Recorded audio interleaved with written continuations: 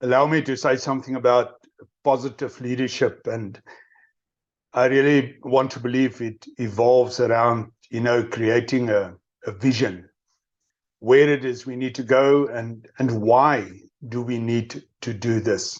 Why do we need to do things differently? And if we decide this is where we're going, what does it mean for you? And in that sense, I, as the leader, become the communicator of that message. In the end, if you understand, where it is we are going, and you see your role in it, then all you need to figure out is, what is my contribution, and how will I get the job done? How will I execute? And for that, we need one consistent message amongst all of us. And then that constant repetition, a reminder that this is where we're going, this is why we're doing what we are doing. And in the end, it's all of us moving from the, can I say, virtual reality to reality. Get the stuff done. And this links with the whole question, do we really need that corporate profile? The purpose statement, why do we exist? The vision statement, where do we want to go? How do we see the future? Then our mission statement, describing the business as is now. This is what we do in our business. The values in how we choose to conduct ourselves. Those critical strategic objectives. If you think of strategy as end, ways, and means, those objectives becomes the ways. And if they are not well managed and unpacked on what will be done, by whom, by when, what will it cost us, then you really don't have a plan. And the question is, all of this, it takes time, and is it worth it? My take is, yes, it is. But there's one critical rider or criteria for your success in doing this.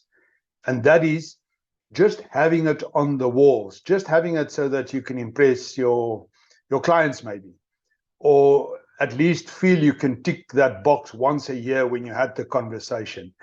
Can I say, I don't think it means anything. It means nothing. That is just a waste. And I think in that sense, Ed Shine was right. He was like the organizational culture management guru many years ago. And he used to say that maybe the only thing of real importance that leaders do is, managing the culture. But that he simply means the way we do things around here, how we choose to lead, how we choose to communicate, how we choose to solve problems, how we choose to plan. This is what leaders do. And this is really what leadership is all about, is to put, handles to what sometimes is just words on a piece of paper, or maybe words against the wall. It's a very simple message. This one, is it worth it to do all that work and get it, make it good as you can? Yes, it is.